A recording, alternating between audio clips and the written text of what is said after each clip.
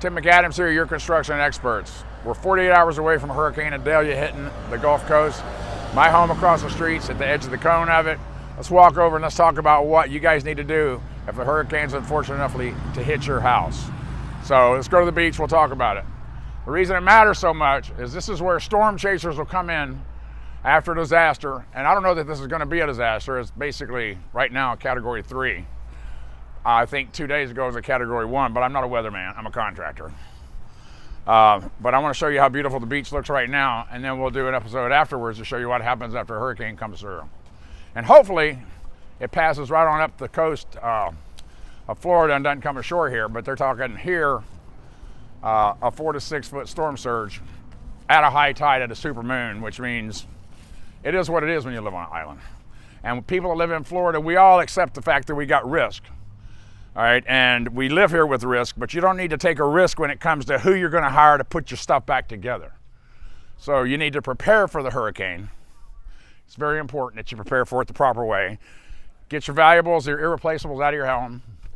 All right, because this beautiful Gulf Coast right here in 48 hours will be in the middle of a hurricane. Or right now they've got it drawn right to the edge of here.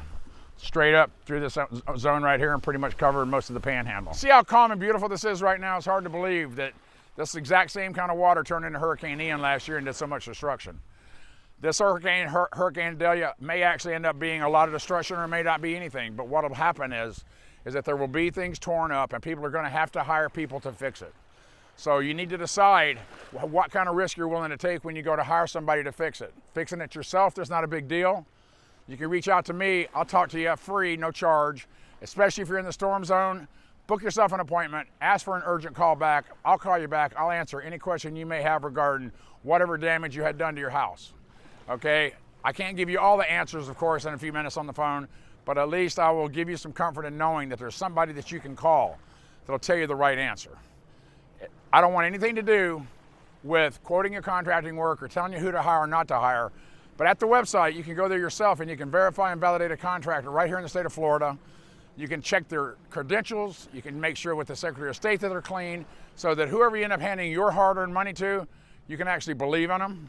And it's important that you understand that when these people come after a hurricane is when you're at your most vulnerable because you've been beat up, your property's been destroyed, all you want your life to go back to normal, and people count to 3, do your validation, do your verification, make sure that whoever you decide on is the right person because, you know, the old saying, there's never enough time to do it right, but there's always time to do it over, and that's the same thing when it comes to hiring somebody.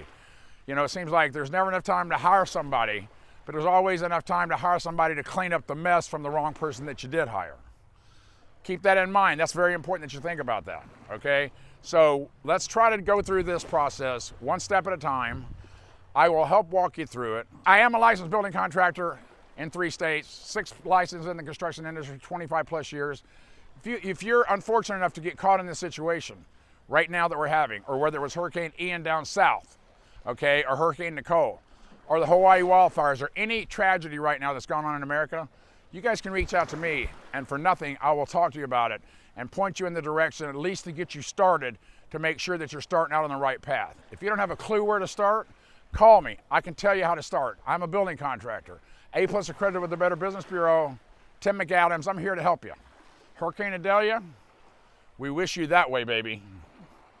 As far that way as you can go because we don't want you here in Bel Air Beach. So if you're a newcomer to Florida and really don't know where to start with regard to how to prepare for this hurricane, reach out to me for free. I will tell you some of the key things you can do, but you can also log into your local resources at your county and government agencies, and there'll be a whole hurricane checklist that you can use there.